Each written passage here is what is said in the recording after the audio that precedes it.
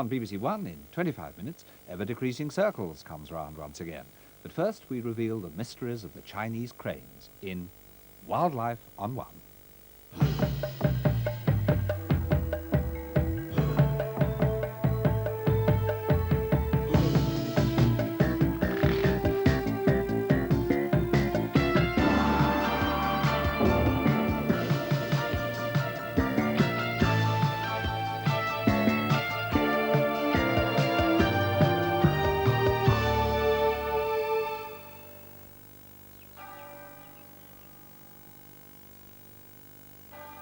A very English scene, the Cotswold village of Gyting Power, complete with its post office, several pubs, and some fine old houses built of Cotswold stone. Not exactly the place you would expect to find a group of Chinese students. But here at the International Centre for Conservation Education, these six have come halfway round the world to learn something of the skills and techniques that have been developed in Europe to take them back to China and apply them to a very special problem. Their concern is with a rare, elusive and beautiful bird that lives on a vast, misty lake in the heart of China, the great white crane.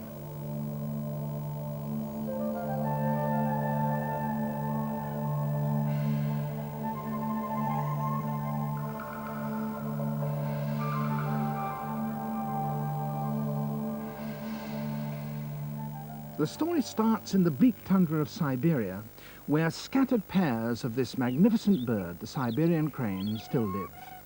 This rare film of them was taken by a Russian cameraman. To get it, he had to wait in this hide for 3 weeks, enduring freezing cold and the attentions of 1 million mosquitoes. But he brought back some of the few film shots ever taken of this spectacular and extremely rare bird on its nesting grounds. There are 14 kinds of cranes in the world, but this is one of the largest and the rarest. Indeed, it's one of the least observed and poorly known birds in the world. In autumn, the cranes leave Siberia and fly southwards. A few go to Iran. Others fly across Afghanistan and into Pakistan and on over the heights of the Himalayas. In many places on this long journey, they are harassed by hunters. Eventually, they arrive in a small sanctuary in Bharatpur in India.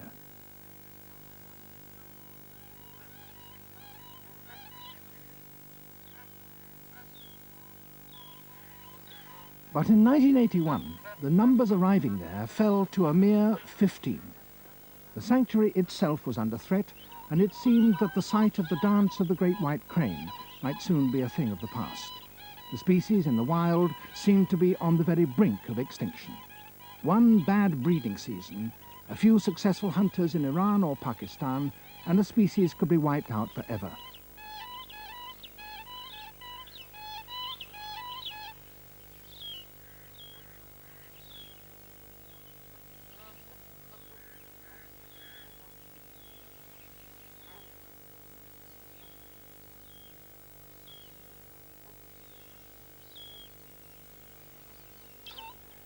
And then, in that same year, 1981, when there was so much concern for their numbers at Bharatpur, there came an amazing piece of news.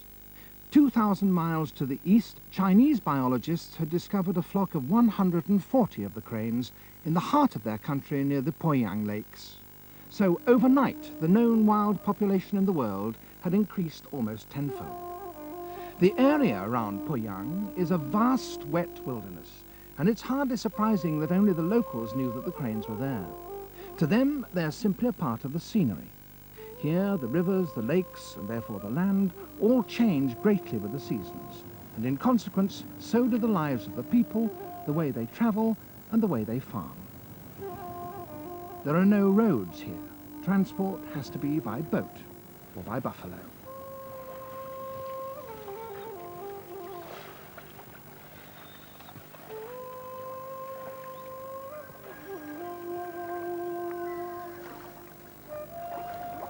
The people depend on the river and the lakes for their existence, and their involvement with the wildlife around them, be it cranes or cormorants, is a very close one.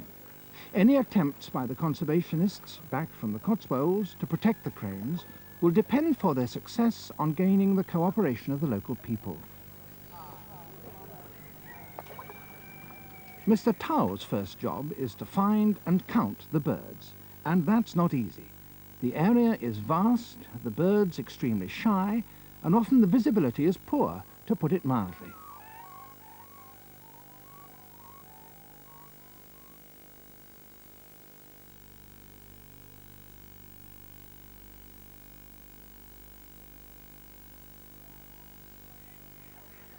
At least the white cranes show up through the mist, and when there are only a few of them, counting is not too difficult. But bigger numbers are a bigger problem. Mixed up with geese, swans and other species of crane, the wary Siberians are difficult to see. To make matters more difficult, the level of the lakes is dropping fast. The birds prefer a particular depth of water, so as one lake shallows, they fly off to find another. Men, however, must walk. The water is now so shallow that transport by boat is impossible. Mr. Tao has a long, tough job ahead of him. The river is low too, but the position of the villages up on higher ground shows how much it will rise when the summer rains come.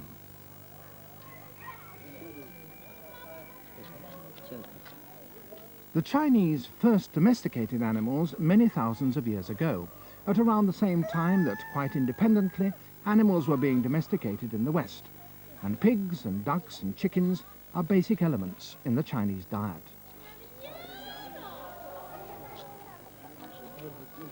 Even so, you have to be a certain age before you are ready for meat.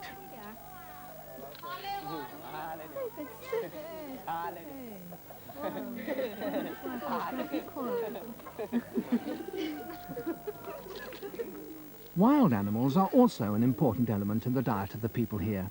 Fish and wildfowl share the menu with pigeons that are reared on the roof.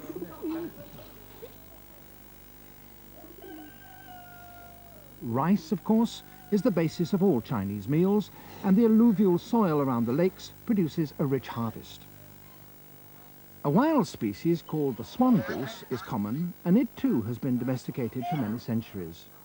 These domesticated birds are famous for their aggressiveness, their strident calls, and their consequent efficiency as guard birds.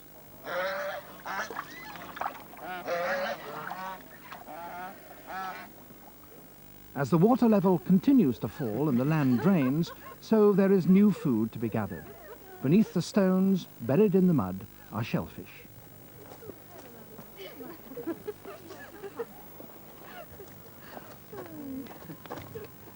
This area has recently been declared a reserve for the Siberian cranes, though some hunting doubtless still goes on.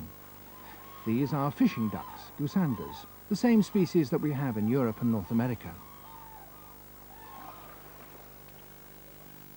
The people, like the goosanders, also seek fish, and in all kinds of ways. They prod for them with spears.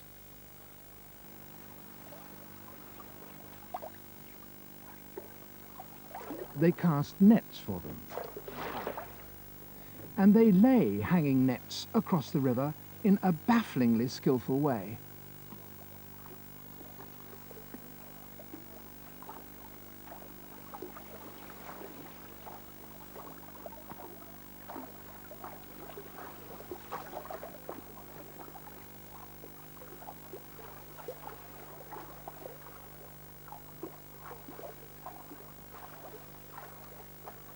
Some people don't use nets at all, but birds. These are the famous fishing cormorants. 上来，来来来，过来过来。吐出来，吐出来呀！好嘞，继续扎。 The birds are retrieved using lines that trail from their legs. They also have a string tied around their necks. This is loose enough to allow the bird to swallow small fish, but big fish won't pass through. They will end up not in the bird's stomach, but in their master's pot.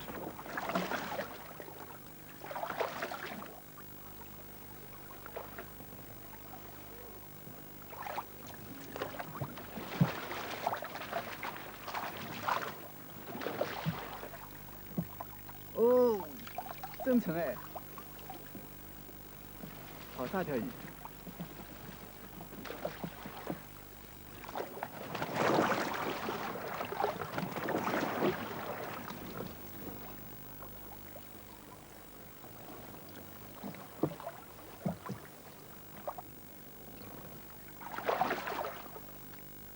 Throughout the area, the land is drying out. This is the time to plough for the next rice crop, and that is done not with tractors, but with buffaloes.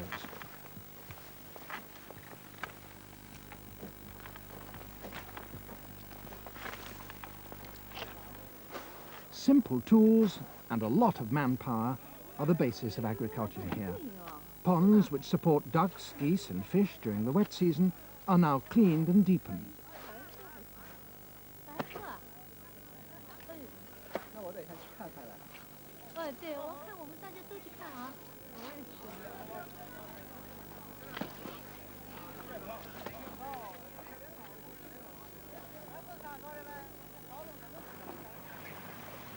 The last remaining pools of water are drained with water wheels. This, in effect, is another form of fishing. In the summer, this grass was green and lush. Now it's brown and dead, but it still contains life, edible life. 哟，一条黑鱼的。哦，这条鱼大。那一条大鱼。 A harrier, like the cranes here for the winter, hunts over a grassy landscape that only a few months ago was hidden underwater. Now, around the drying lakes, the harvest is in full swing. All the family help cut their patch and contribute to the communal haystack, which will be used later for thatching and bedding and food for animals.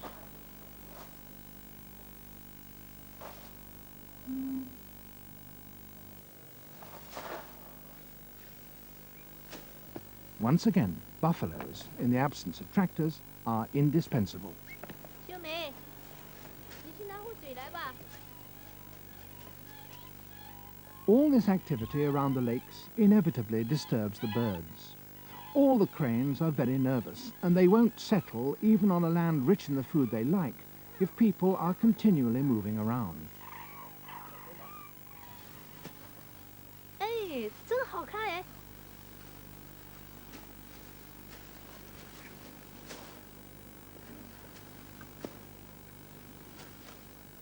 The grass and the reeds are carefully stacked, and then the whole area is burnt. More disturbance.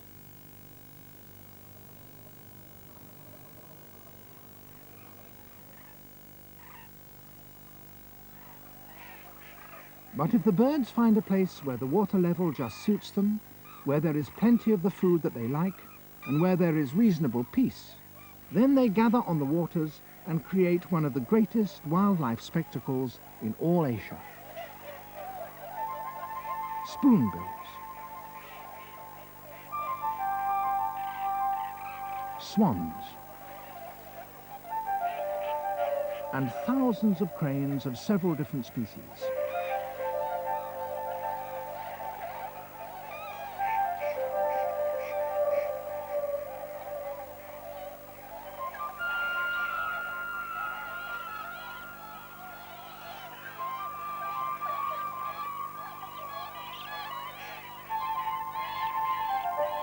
The beautiful Siberians, the stars of the show, tumble through the air as they crowd in.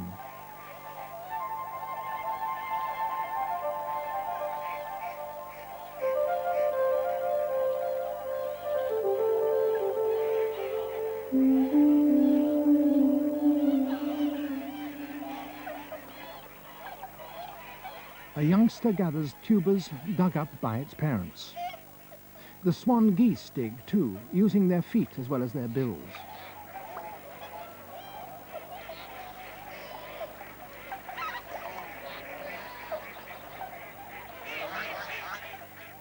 Each species of bird picks the precise location that suits it best. The cranes in the deeper water, duck like these teal nearer the edge, and a host of shorebirds on the mud. A magnificent sight. But among this multitude of birds, how many Siberian cranes are there? At the newly built research centre, an international team was assembled to make the definitive count. Mrs. Gong, another of those who studied in the Cotswolds, has come with a group of Americans from the International Crane Foundation. After negotiating a breakfast of peanuts using chopsticks, easy for the locals, a bit trickier for the visitors, they will together attempt the big count.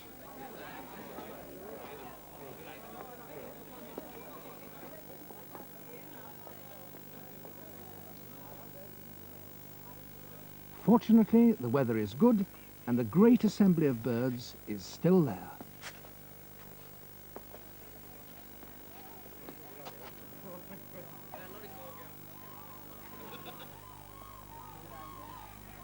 In fact, to everyone's amazement, even more Siberian cranes are still arriving.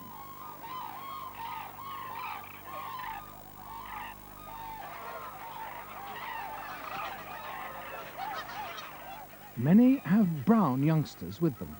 They must have been reared somewhere in the far north.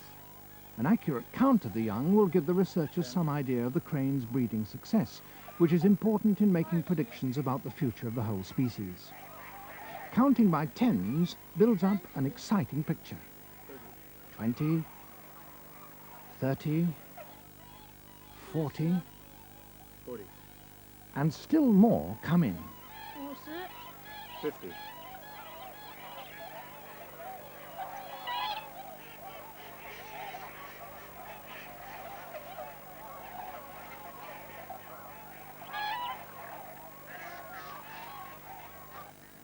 A Chinese film crew has joined in with an immense 2,000mm lens, determined, it seems, to get identifiable pictures of even the remotest bird.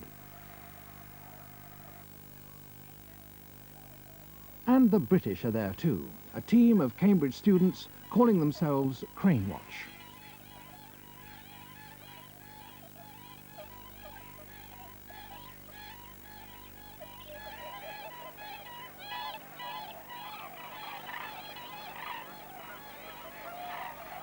All these counts, checked and double-checked, have produced a dramatic result, a total of 1,300 Siberian cranes.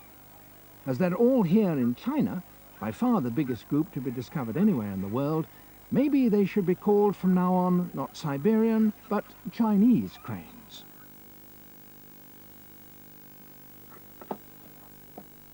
And the Chinese themselves are now beginning to regard these birds as their own.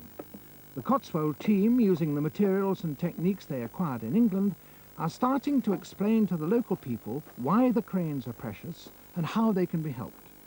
But the message is not an easy one to put across, for the interests of the birds and the people can be in conflict.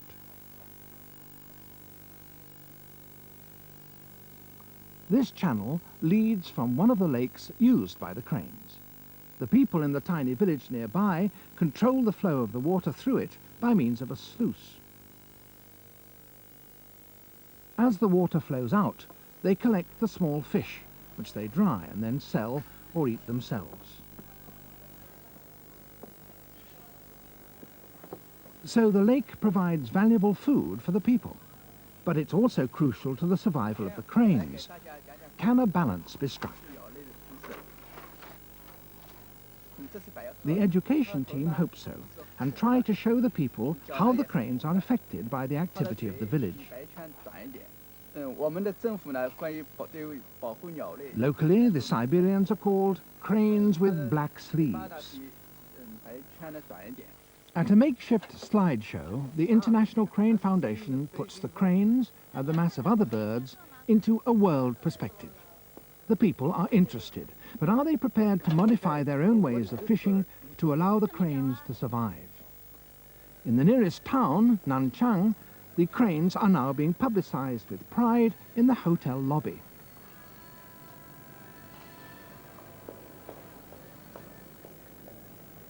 They could become a valuable asset in the expanding tourist industry, in an area dominated by grey concrete and an infinity of bicycles.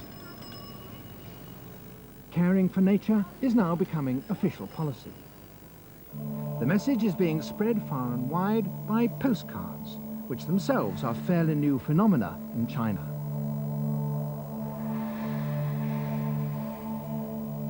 And it also goes on the stamps that travel with them. But where do the birds themselves go? We now know that 1,300 of them spend the winter on the Poyang Lakes. But where do they fly to when they head north in the spring? Do they go to some hitherto unknown breeding grounds in Siberia? Whatever their destination, they probably find their way to it by following the rivers. But now even these are changing. A huge hydroelectric dam is planned for the biggest river in China, the Yangtze, which will drown thousands of acres of farmland and totally flood 10 large cities. The Poyang Lakes are part of the Yangtze Basin, so they too could be affected and transformed. A reverence for wildlife and the natural landscape has always been an important element in Chinese traditional culture. But does it extend to the cranes in the 1990s and beyond?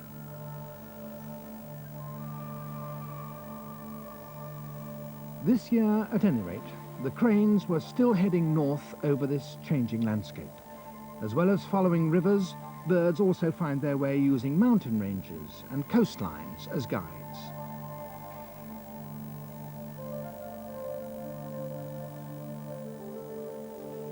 The Crane Watch team had decided to try and monitor their birds' progress with the help of their Video 8 camera and so discover their migration route. At Baidahe on the coast not far from Beijing and 800 miles from Poyang, the team watched the skies every day for 3 months. With Chinese help, they recorded in notebooks and on videotape the migration across the skies above them. It was dramatic and sometimes very exciting. Several common species of cranes came by in huge Vs. By playing back their tape, they were able to check on the different species and count exactly the numbers of adults and young birds.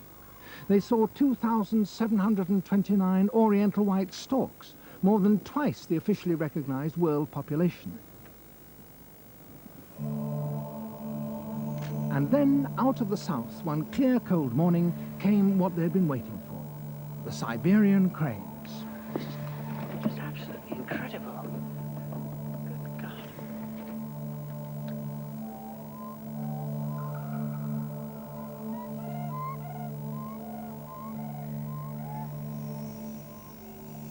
Farther north still, the cranes must go on to cross the Great Wall of China.